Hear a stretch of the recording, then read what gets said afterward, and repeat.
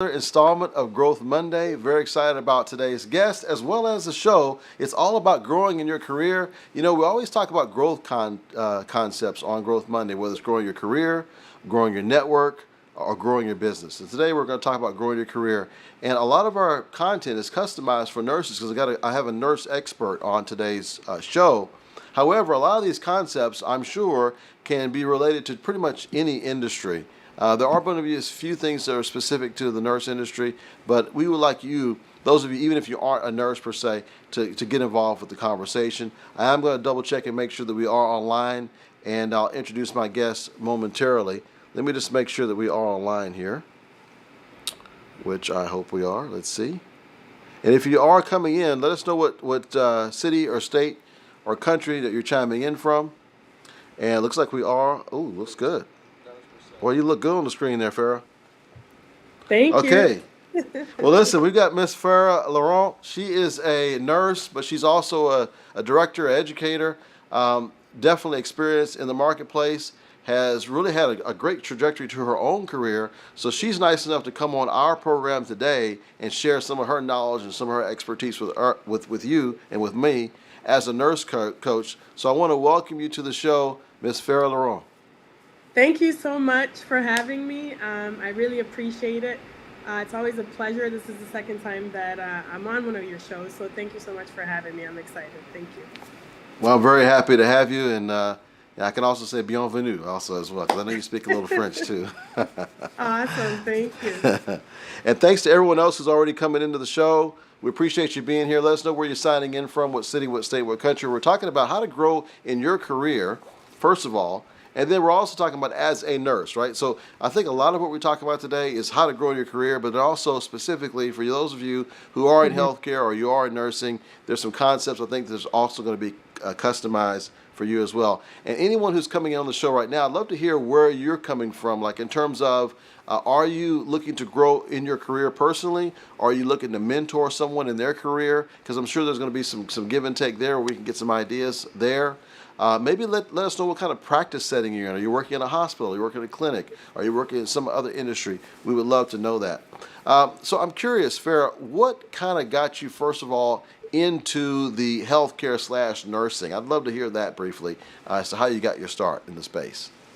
Sure. So, great question. So, I actually I grew up in Canada, and I always kind of had a passion for healthcare, and I always tell the story about when I was younger. I used to kind of play with my dolls, and I used to put band-aids on them and pretend that they were sick and things like that. And so I always knew I wanted to be in the healthcare field. I didn't know exactly what I wanted to do. I even thought about maybe being like a sports medic or something like that, but then I kind of naturally just fell into nursing, and just basically started right at the University of Windsor. This is in Windsor, Ontario, in Canada, and that's how I got into nursing. And I just love helping others, and I had a passion for the emergency department, and I talk about this a lot. My clinical instructor even told me I would never be an ER nurse, so I didn't listen to that, right? So I'm a big, advocate for nurses wanting to go into specialty areas, because that's what I did as a new grad, and I started my career in the emergency department.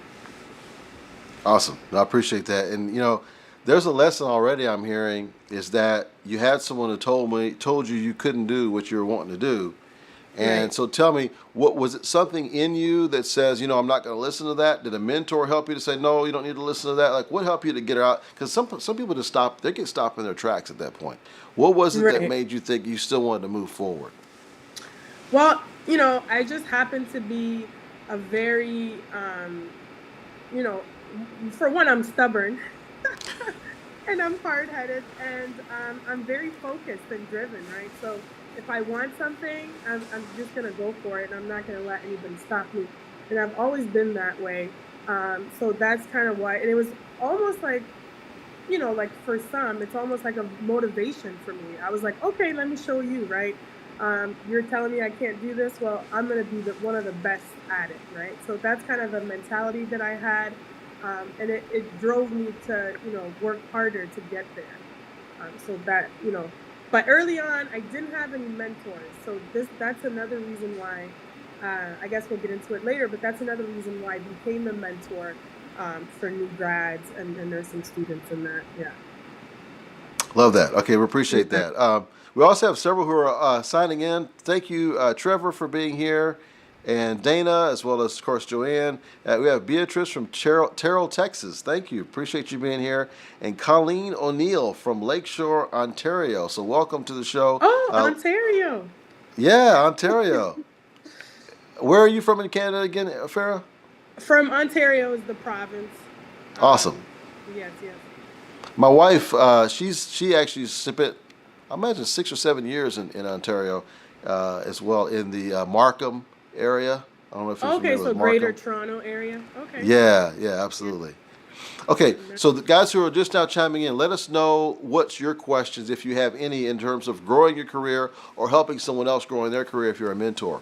Okay, so one of the questions that I also had is a lot of folks may say, well, look at Farah, she's doing her thing, but maybe she doesn't have some of the same um, roadblocks or challenges that I have. Perhaps some of them want to know, maybe, are you a mother, or do you have other responsibilities besides being a nurse? Yeah, that's a great question. So to give you a little bit of background, so I started my career in Canada, in Windsor, Ontario, which is a small little city right across Detroit, Michigan. I worked in the ER for about 5 years, and I decided to do travel nursing and come here to the U.S. So that in itself was already a challenge because I had to do all the paperwork myself. It cost me quite a bit of money to get a visa screen and do all that paperwork to come to the U.S. To be a travel nurse, and then I came to New York City. I had to apply for uh, multiple state licenses because I ended up getting licenses in like California, Florida, just to kind of explore my options because I didn't want to leave Canada and only be licensed in one state. But I ended up working mainly in New York City.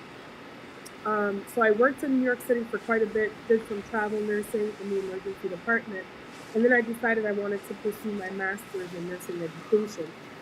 So I did that, and along the way, I actually was pregnant with my son. He's now 5 years old. I actually couldn't go to graduation because it was the same week as my due date.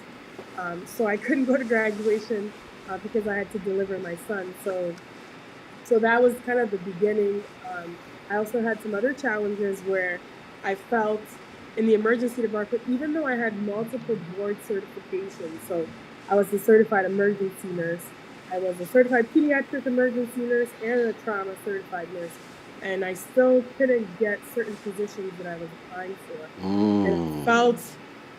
I felt that people were getting these positions that were not really qualified, right? Even a resource nurse position, which is kind of like an educator position, and then the emergency department educator position, I didn't get as well. Even though I met all the qualifications, I completed my master's. So it took me quite a while to transition into education. It took me 2 years of persistently trying, persistently applying to different jobs until I got to that nurse educator position. Same thing with being an adjunct faculty, because I really wanted to be a clinical instructor and give back to students.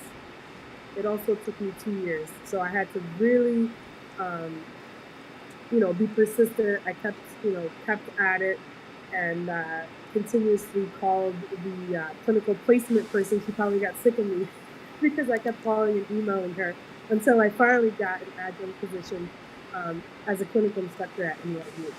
So there definitely was some roadblocks, and I'm currently in a DNP program, which is difficult too. And I also have I have a daughter who's 20 months, and I work full time. So definitely challenges there.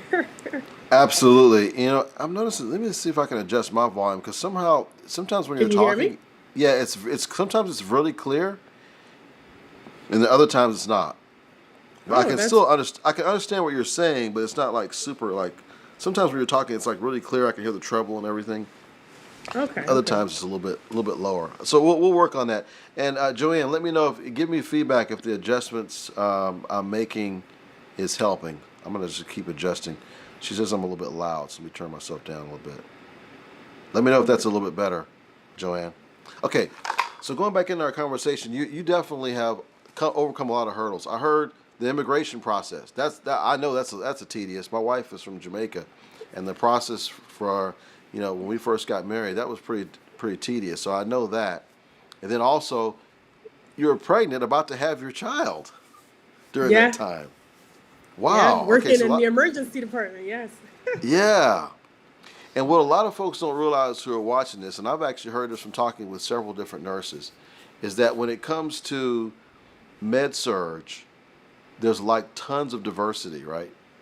But Hmm. when you get to ER or ICU, especially ICU, and some of the Hmm. other areas, it's a little bit harder to get into. Do you feel like that was more of a factor, or do you feel like it was just the fact that maybe your hospital just wasn't used to taking folks that had less experience? Because you said other people weren't as experienced as you. I'd love to kind of unpack that a little bit. Right. So, coming from Windsor, Ontario, we had some diversity in the city I grew up. Wasn't extremely diverse, like say Toronto or something like that. But New York City, right, is one of the most diverse cities in the world. Arguably is very diverse. But it's interesting that the organization I worked for, I myself saw that the population of nurses were not as diverse as I thought we would be for an emergency department right in the center of New York City.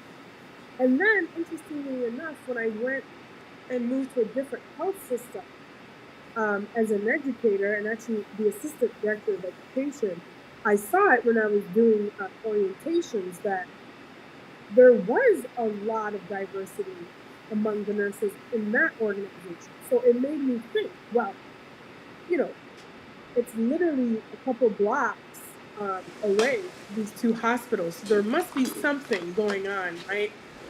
So to be real, I honestly think some organizations do not give the same opportunity to all diverse candidates, and I think some of them um, are just not as diverse, and you even see it in the leadership sometimes. Some places will have a very diverse leadership from nurse managers to directors to all the way up uh, the leadership um, ladder, and then you see some other places that are not as diverse. So I think honestly, healthcare right mimics similar things that are happening in society, and obviously discrimination and I think racism does exist in healthcare. So I think Yeah. that's real talk. That's definitely an issue in healthcare. Not only um, with the healthcare providers not being diverse in certain places, but we all know that research says um, if your workforce is not diverse, then you're not going to be giving, you know, the best possible care to your patients, and they're not going to have the best outcomes if your workforce is not reflective of the population that you serve. Yeah, makes sense. Okay, so but you still were able to power through that. You still were able to get through that. So Right. this may also resonate with people who are watching. What are some things that helped you to actually get to the point, even though it may have been the level of difficulty may be a little bit higher? Mhm. What helped you to get there? So, you have to kind of think of certain organizations or health systems, right, have multiple campuses. So the way I was able to do it is I actually had to leave the campus that I was at and go to another campus. And that's how I became the nurse educator there, because for some reason I felt like I wasn't growing and I didn't have room for growth because uh, I wasn't simply getting that promotion, right? So I had to physically leave that campus and go somewhere else to get that growth and that opportunity to go into education, and that's what I did. And I think once you realize that if you're somewhere that you're not getting an opportunity to grow, then you have to do some deep reflection and think, why is that, right? And if there's something in particular that's stopping you in that particular organization, then perhaps it may be time to move and to go somewhere else. Can you hear me okay? Yeah, I can hear you. Okay, I'm gonna make a little bit of adjustment on my end with the sound just to see if I can help. on my end. So 1 second here, I will adjust that. And let us know in the comments if you've faced some similar things on your end, and we'll kind of brainstorm through that some more. So let me just switch my microphone over here. Sure.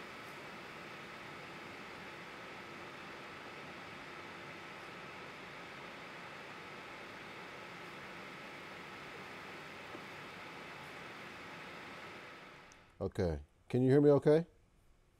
Yes, I can hear you. Okay, I'll make one other adjustment to this. All right, we'll see if that. So, Joanne, let me know if that's better. Just made a little bit of an adjustment there to the sound. Okay, so I forgot, what was I just saying? I forgot already.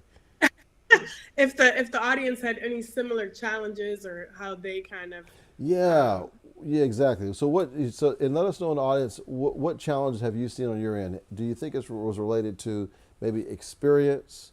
Was it related to some other factors that maybe less in your control? Maybe there wasn't a lot of diversity in that department where you're trying to get that growth in your career. We want to definitely tackle all those issues. So one of the things that you mentioned in terms of how to get past that, refresh my memory because I got distracted with the sound. so basically I was saying, if you're a nurse and you feel that there are not a lot of opportunities for growth in the particular um, maybe hospital or facility that you work in, that you're going to have to do a deeper dive and really reflect and see, is it possibly something within the organization that's not letting you grow and get promoted? So you may have to basically choose to go somewhere else Yeah, where you can find growth in that opportunity. Yeah. absolutely. Um, Joanne, is that a little bit better? Let me know in the chat if that got a little bit better with the sound. Yeah, absolutely. So, and that's kind of the world I live in with recruiting. Organizations are Hmm. realizing that they're going to be able to attract some talent that's diverse into their organization that may not be getting those opportunities where they are. So that's actually can be a great opportunity for organizations who find certain positions that continue to be unfilled. Well, guess what? You can fill some of those positions if you're willing to hire diverse talent, because some of this diverse talent is getting overlooked in places where they are. So that's what worked for you Right. is you ended up moving organizations and you were able to get that promotion you were looking for. Is that correct? Yeah, that's correct. And something that I've seen myself and actually nursing students that I spoke to who went to a particular school, right? A lot of these Ivy League schools, they're paying a lot of money for, right? And sometimes, the hospitals will say, well, your GPA was not what we were looking for. We need a GPA in this range. And sometimes they use that as their, you know, kind of, I guess they could say, criteria for not taking certain nurses, right? But sometimes that, you know, that could be an excuse at times. So Yeah. that's definitely something that I've seen. Yeah, absolutely. And also, where I see it also happening is in situations where um, that's something that the hiring manager values for whatever reason. But whenever they Hmm. look back at their attrition, they look back at the performance of their team, do they really see a correlation between GPAs and performance on the job? I would challenge them to be able to find data that supports GPA relating directly Hmm. correlating to how good of a nurse they are. And I want to hear what your thoughts are on the validity of that. Have you heard any data that supports that someone with a higher or lower GPA is able to perform better in the field? So actually, I haven't done any research on that, and I wonder if there are any articles. But that's a good thing for me to look into. But from my personal experience, I think some people, you know, are just don't do well with test taking, and that doesn't necessarily mean that they're not going to be a good nurse, right? You can have somebody who's really book smart, uh, an extremely great test taker.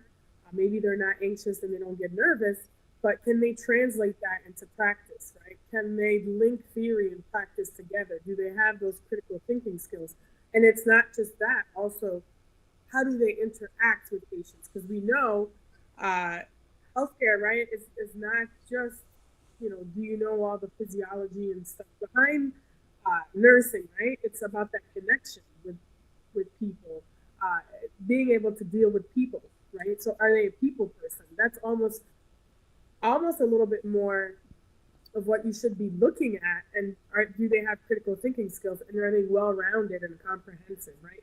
And not just looking at their GPA. So Yeah, that's my absolutely. thought. I agree Yeah. 100%. How? Here's what I want to ask you. Hmm. When you felt like you were ready to be a director versus when you actually got the promotion, how much of a lag was there, time wise? Um. So, for example, I'll give you. So, for the director position, I think it was probably a couple years that I thought that I was ready. Um, Definitely the educator position, because I graduated in 2016 with my master's. I already knew even during school that I could have been an educator. So even before I graduated, because you don't necessarily need your master's to be a nurse educator. So I felt like it took me years to even just transition simply into a nurse educator and a faculty, right? Faculty is a little different because academia, they're a little bit more strict. You have to have your master's or your doctorate for certain things. But definitely in the hospital setting, I think I could have transitioned into a nurse educator role a lot sooner, especially with my experience, uh, my background, my certifications. I felt like I was just held back quite a bit. And even I've had friends, one of my good friends in that same emergency department, she had graduated with her DNP. Um, the manager at the time, I think, had just gotten his master's. So he was looking for an assistant manager. She applied. She happened to be African American. She applied, and they told her that the manager told her that she didn't have enough leadership experience to be in this assistant manager role, and she had her doctorate. Mm. And funny enough, they hired somebody into the role that didn't even have their master's and no background in leadership, and he got the Wow. position. Yeah. So it's just you hear a lot of stories like that, and it's just mind blowing what happens. Now, okay, just towards the end of what you just said, your voice got extremely Right. clear. So whatever you just did, do more of that. I don't know if there's a way you can get closer to the mic or whatever it was, but it's like sometimes when you're Okay. talking, it's super clear, and then it gets muffly again. Okay. I'll bring Um, the computer closer. okay, that sounds good right there. Okay, so let me ask you this: what Hmm. was it that you felt put you in the right frame of mind, readiness, whatever? What was it that you feel like you did? What was that step that you took that got you to the point where you're ready for that director role? And then we can also talk about educator too, because I want to see if there's clues that we can leave for others in terms Right. of helping them grow in their career as a nurse Sure. or any other field. So yeah, that's a great question. So I think throughout my career, I've been very strategic about the positions that I do take. So sometimes, right, it's not always about how much money you're going to make. So I'll give you the example of um, I had moved to Michigan for some family reasons, and I worked in Ann Arbor as an educator for a little bit. And when I came back to New York, I applied for multiple positions. I actually got an offer for a nurse educator position at one organization that was actually going to pay me a lot more. However, I chose to take the position of assistant director instead, right? Because even though the pay was not as much, I was looking at it from a strategic standpoint and thinking, I'm going to learn more in this organization. My title is going to be assistant director instead of nurse educator. And that's going to be a stepping stone for me to get to that next level.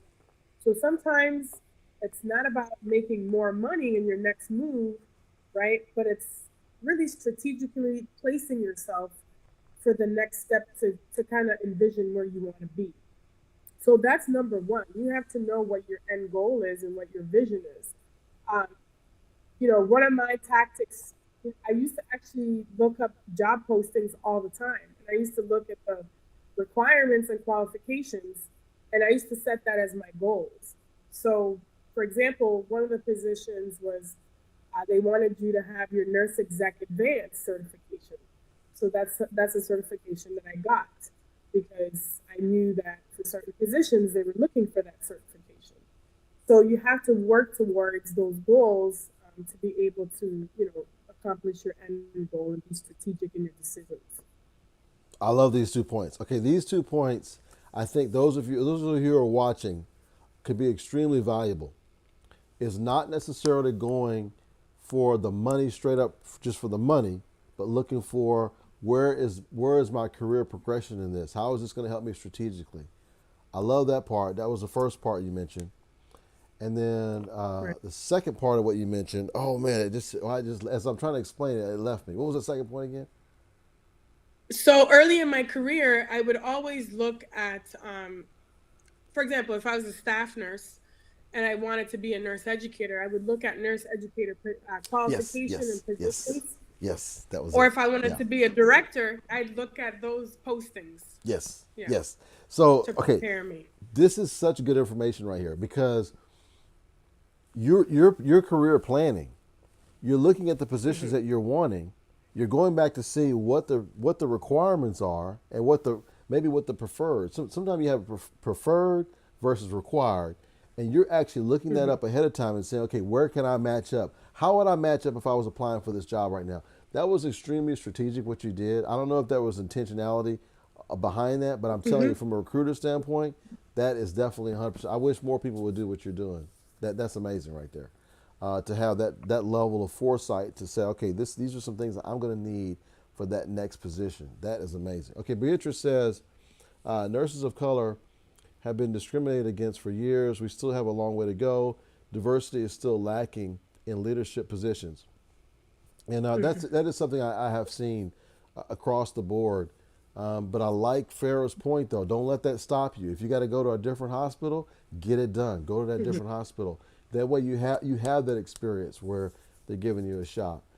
Because sometimes when these organizations fall back on, oh, well, they don't have the experience. Well, if no one gives these folks an opportunity, how are they supposed to have the experience? So it's like, Right, okay, right. it's like Yeah. a endless cycle. Well, we're never going to get there. And then when we're talking about most qualified, if you say, well, I'm going to look for the person that has the most years of experience. Well, who happens to have the most years of experience? Those who have gotten more opportunities. So they're back into that same circle again.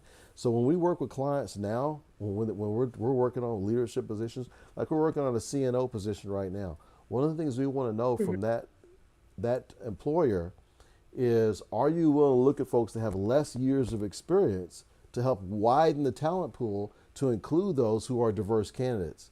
And when we hear a yes, we say, you know what, this is going to be a winning search right here, because now we are opening ourselves up to the much wider spectrum of candidates. So I love what you're doing there. So that's a lesson. Two really good lessons I think you just dropped on us is move where you need to, be intentional about the position, making sure it's going to help you for career progression more so than just the money only. And then the third one was, whenever you're making that move, why does it keep leaving me? It was important. Oh yeah, Prepare prepare ahead of time. Yeah, with the looking at postings and qualification requirements to level up and love match that. up to them.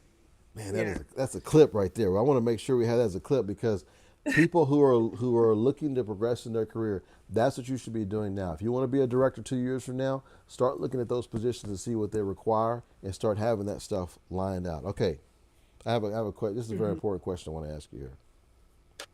Okay. Would you rather live in a world where nothing is square or one where nothing is round? Those are the comments. I want you to answer that question for me. And by the way, whenever I say I have a very important question for you, you know it's probably not going to be that important. It's going to be kind of a funny question. So I'm gonna say where nothing is square. Okay, why is I'd that? rather live. I don't know. For some reason, I thought about driving, and I thought about the wheel is round, so that's why I pick that. It's a lot easier. It is easier to make those kind of turns. Yes. That's a good point. Okay, guys in the comments, let me know what you think. Would you rather live in a world where there's nothing is round or nothing is square? I'm curious. What are your thoughts on that? Okay, all right, moving on. So Beatrice touched on something that eventually will be fixed if they follow what you just expressed to us. If we can get more folks who are of color, just when I say of color, I mean just minorities, whatever the majority is in your area of the world. If we can get folks who look a little different, right? Is the more we can do that in leadership positions, the more we're going to be able to move the needle on diversity as a whole. I strongly believe that. When I say leadership, I mean all the way up to the board. Okay, not just a manager, but manager, director, executive, C-suite, and board. That's where we're going to see more of those things changing. But until then, you got to do stuff what you're doing, like intentional, like that. I love what you're mentioning. Okay, Thank you. so Thank you. And I yeah, and I think one thing I wanted to add is, um, you know, one thing I always believed and I strongly believe, and I'm sure everyone knows this, but no one can ever deny you of your education, right? So they can always say, well, you're not qualified. But if you continue to grow in your education, you continue to grow with your certifications, um, the more knowledge and the more, education you get, eventually, right, you're gonna get there, right? So yeah.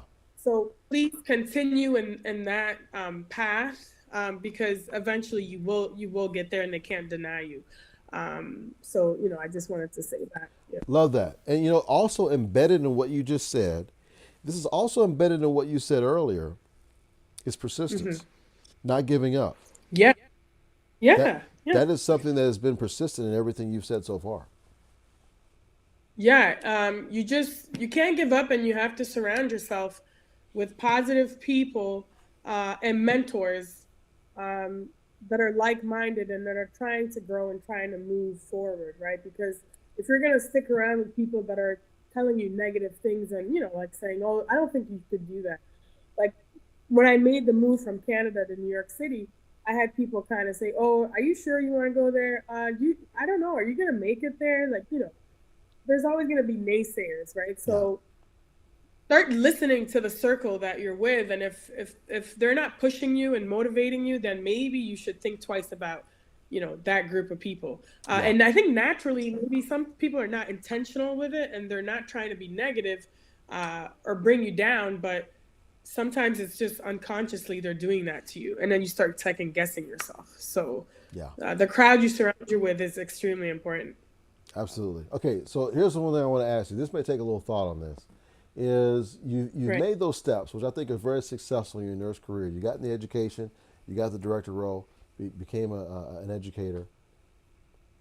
What was missing that if you would have had a little bit earlier, you could have perhaps received some success earlier, or perhaps a little more fulfillment or happiness, or whatever the case is?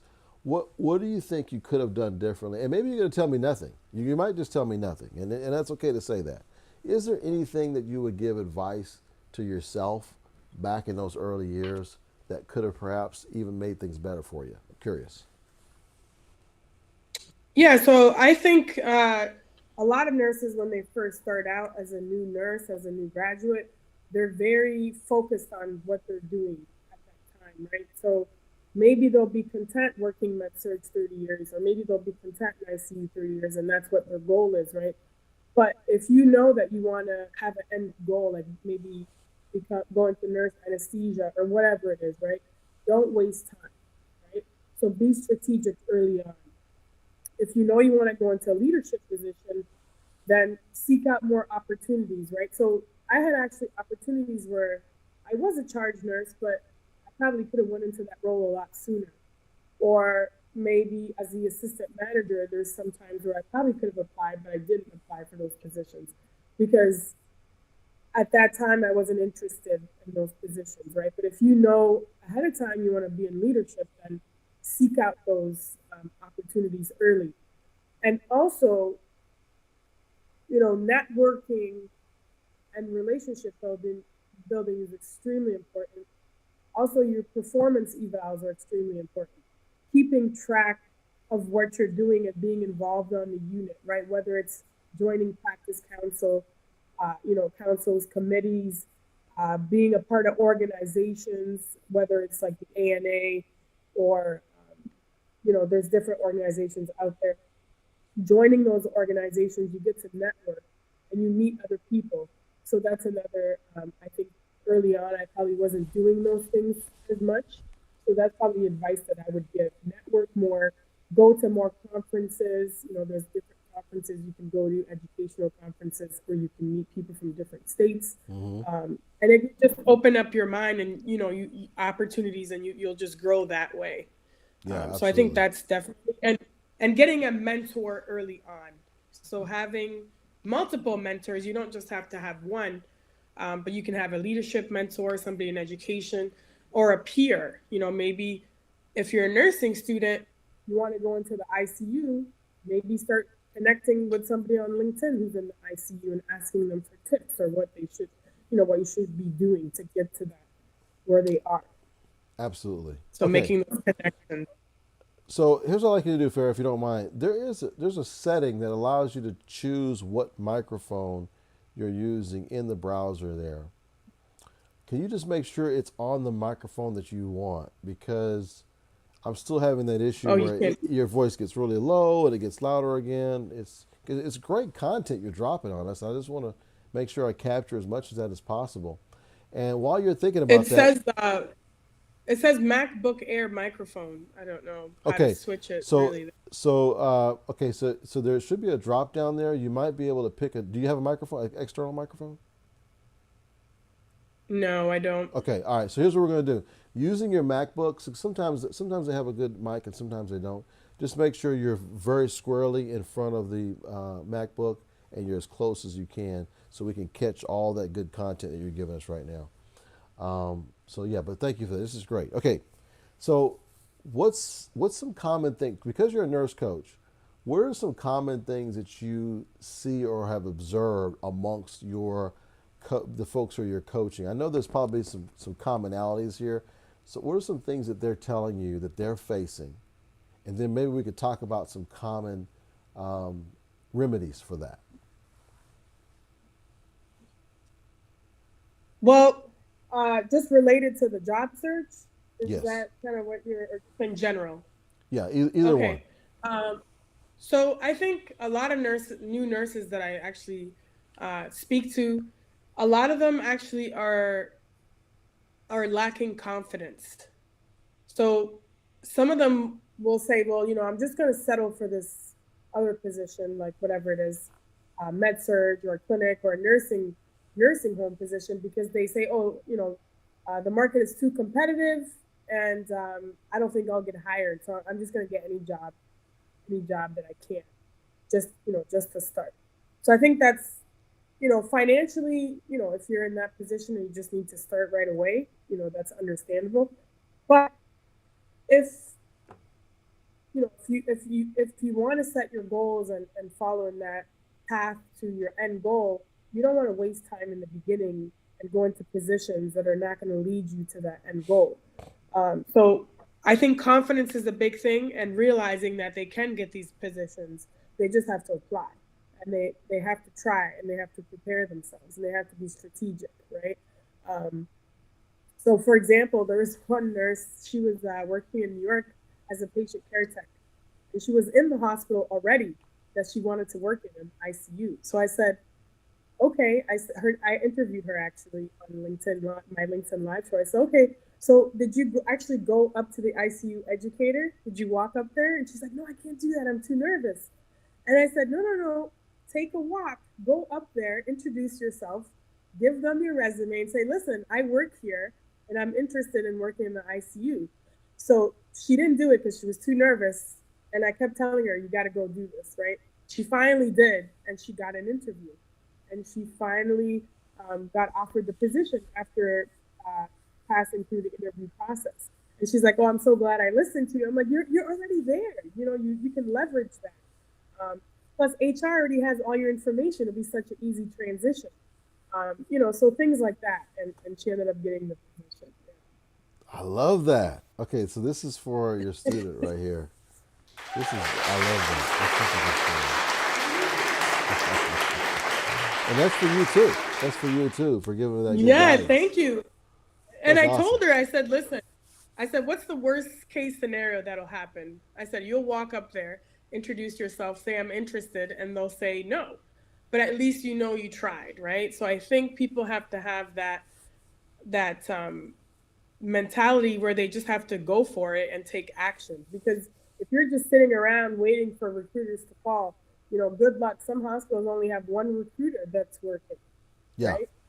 And you know this in HR, right? So I always tell them you gotta go after it and be more confident in your actions. Yeah. I love it. It's just such common sense. I mean, you're already at the hospital, but you know, common Right. sense is always common, right? So sometimes we need a little help. So by you coaching, you help the person. Okay, yeah, I do need to go do that. And the number one thing you mentioned that I got from it was confidence. And I think anybody who's watching this right now, if you're looking to grow in your career, do whatever you can to build your confidence. And if you don't have it, borrow somebody else's. You can borrow Farrah's. She can help you Right. out. Or the other thing is, you know, there's another coach on LinkedIn, and she talks about working hard will not always get you that promotion, right? So you have to write down exactly what you're doing, keep track of it, have Yep. have whatever metrics you can keep and whatever data to prove why you should be getting a promotion. And you need to ask for it, right? So you need to write a letter or whatever it is. And during around the performance eval is when your opportunity is to ask for that promotion. Because if you don't ask, right, you may not get it, There you go. You don't. I've heard it many right? times. You don't ask, you don't get. In a lot of cases. But you're right. Because sometimes folks will say, "Well, I just work hard in my little space. They're going to notice me, and they're going to promote me." A lot of cases that doesn't happen. Maybe in some cases it will, but a lot of cases it will not. I love the intentionality you mentioned. One of the things that I've heard a lot from having folks on this show, and I'm talking about executives across the board. They tell me you need to be visible, volunteer on projects, make it be known. Make sure those folks who are in those higher positions know who you are and make yourself visible. Don't just sit there and just do your job. Volunteer for extra stuff. I don't know. What are your thoughts on that? Do you agree with that? Yeah, I definitely agree. And I think sometimes, not just new graduates, because sometimes they're feeling overwhelmed and they just want to kind of get through those first few years, right? And they just stay focused on just surviving and just going to work, getting that paycheck and leaving. And then there's other nurses who become a little bit not jaded, but they're like, well, I'm not going to do anything else, right? I'm just going to go do what I have to do, get my paycheck and leave, right? But it's those nurses that are, I mean, if you have kids and other responsibilities, it's understandable. But if you are able to join committees or be active in that organization, or maybe do a quality improvement project or whatever it is, because sometimes they'll give you time even during your shift to do these things. And if you volunteer or participate, like you said, who do you think is going to be more visible, and who do you think they're going to probably promote, right? Somebody who's contributing to the organization to try to make it better and improve quality metrics, improve safety, and that type of stuff. And that's what they're looking for, right? Absolutely. I've talked to CNOs, CHROs, CEOs, COOs, all tell me the same thing. They made themselves visible by working on different projects and things like that. Now, I'm not saying that's a foolproof way, but it definitely is something I've heard common. It's over and over and over again. I've heard from leaders. So those of you who are Mm-hmm. watching, if you're not doing it, see if you can find one. I like the point you just mentioned too, Farrah. Sometimes they'll pay you to do it during your shift. So it's not like you're even really volunteering. I mean, you're getting paid. Yeah, sometimes they'll have committees where, there's a particular quality improvement project that they want nurses to work on.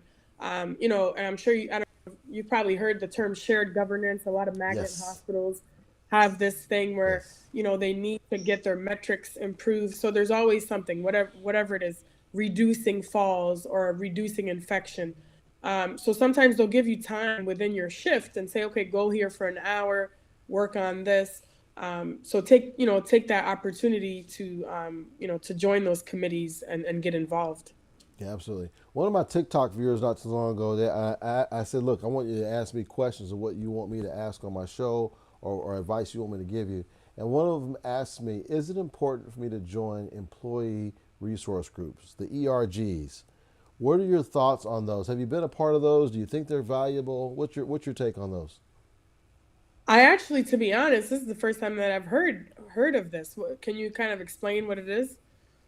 So, like for I've instance, never heard of it. they may have an African American employee resource group, and it's a group of African Americans who work at that organization, and they get together on a periodic basis to talk about ways they can help each other grow in their career, grow in that particular company. They give each other support. They may have another one that's for females who want to be in leadership. Maybe it's a women in leadership ERG. They have all kind of different ones that they have that where they have a certain affinity amongst that group, and just to kind of help them to kind of grow in the organization. Yeah, I mean, it's the first time I kind of heard of that kind of that terminology, but I think definitely that's something that you want to do because peer to peer coaching or peer to peer support is very important, and you need that in organizations to be able to grow and to learn from each other, and having create diverse and creative teams. It will really help you with your Yeah, growth and opportunity. Hmm. absolutely. Um, is there anything that you want to? Because we're getting towards the end. First of all, by the way, if there's anything blocking but your where you are on the microphone, make sure that's removed because I did hear it kind of go down a little bit. But any parting advice you'd like to give our viewers when it comes to growing in their career? I know I love some of the points you hit, and I think if they just went back and played that would be amazing. But is there anything, if you could encapsulate some of your main points you would like to share with our audience, or maybe it's something you haven't mentioned before that you'd like to give as a closeout advice? But before you answer that, I have another important question for you. Sure.